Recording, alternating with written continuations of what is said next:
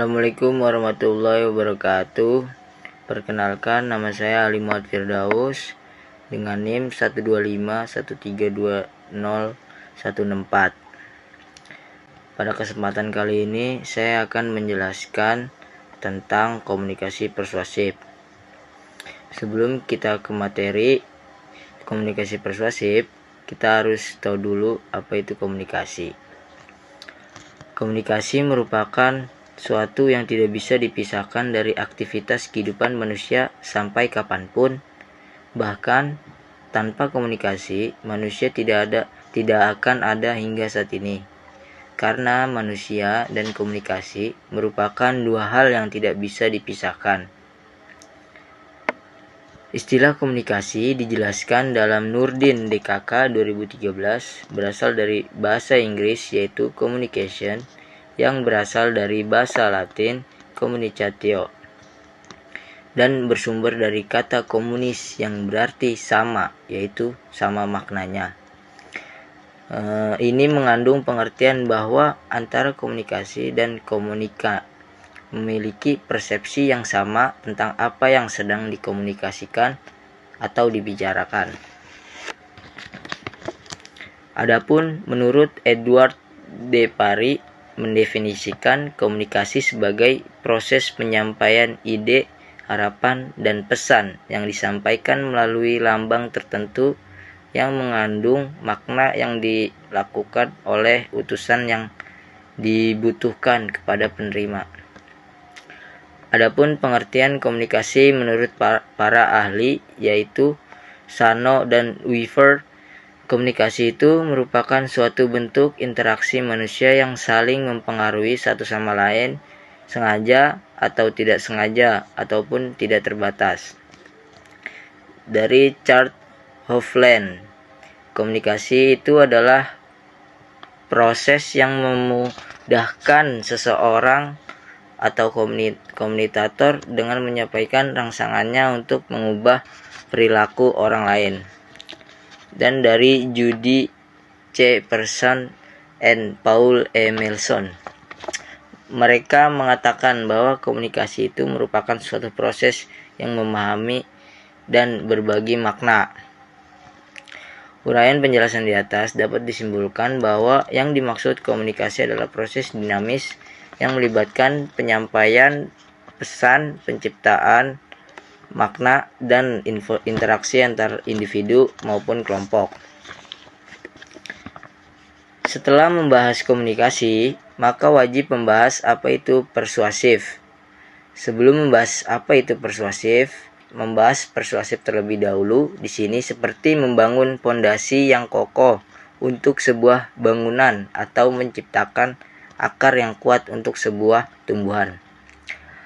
Hal ini karena tanpa memahami persuasi atau persuasif terlebih dahulu, pembaca seperti tidak ada pijakan dalam berpikir. Nah, persuasi berasal dari bahasa Latin yaitu persuasio, yang artinya mengajak, membujuk, dan merayu. Menurut Notin dalam Santoso, Prihatini, dan Hafifi, persuasi adalah setiap usaha untuk mempengaruhi tindakan atau penilaian orang lain dengan cara berbicara atau menulis.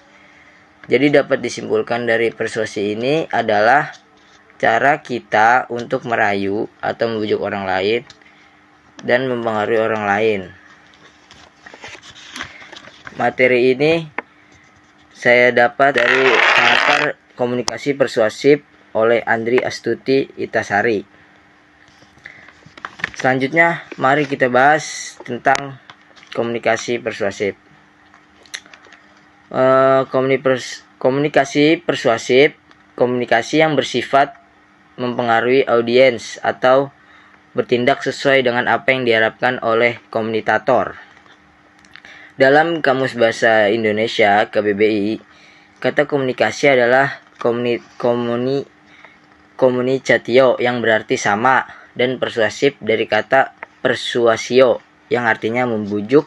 Jadi komunikasi persuasif adalah suatu proses Suatu proses penyampaian pesan yang bertujuan membujuk atau mempengaruhi orang lain agar mereka menjadi yakin atau melakukan sesuatu dengan cara yang halus dan menyenangkan.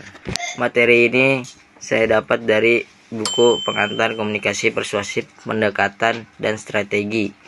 Menurut Anderson Mulyana 2005 halaman 115, komunikasi persuasif didefinisikan sebagai perilaku komunikasi yang mempunyai tujuan untuk mengubah keyakinan, sikap, atau perilaku individu atau kelompok lain melalui transmisi beberapa pesan. Menurut Dedi Mulyana, komunikasi persuasif adalah suatu proses komunikasi di mana terdapat usaha untuk meyakinkan orang lain agar publikasinya berbuat dan bertingkah laku seperti yang diharapkan komunikator dengan cara membujuk tanpa memaksanya. Menurut Somerat 2014-62, komunikasi persuasif adalah bentuk komunikasi yang mempunyai tujuan khusus dan takaran untuk mengubah perilaku komunikan sebagai sasaran komunikasi. Uraian penjelasan di atas dapat disimpulkan bahwa yang dimaksud dengan komunikasi persuasif adalah komunikasi yang bertujuan untuk mengubah atau mempengaruhi kepercayaan, sikap, dan perilaku seseorang melalui penggunaan pesan hingga bertindak sesuai dengan apa yang diharapkan komunikator. Dalam jurnal Teddy Setiawan, komunikasi persuasif adalah suatu bentuk komunikasi yang bertujuan untuk mengubah, membentuk, atau memperkuat sikap, keyakinan, atau perilaku audiens. Dan dalam jurnal Darwin Harahap tentang komunikasi persuasif adalah menimbulkan pengaruh yang baik apabila dilakukan oleh seseorang dalam kebaikan, misalnya dalam proses perkuliahan. Nah, apa sih pentingnya komunikasi persuasif ini di kehidupan sehari-hari? Pentingnya komunikasi persuasif di kehidupan sehari-hari adalah untuk mengubah sikap, pandangan, dan perilaku. Komunikasi persuasif punya kekuatan untuk mempengaruhi positif maupun negatif sikap, keyakinan, dan akhirnya perilaku seseorang agar selaras dengan pesan yang disampaikan. 2. Memperkuat komunikasi yang sedang berlangsung.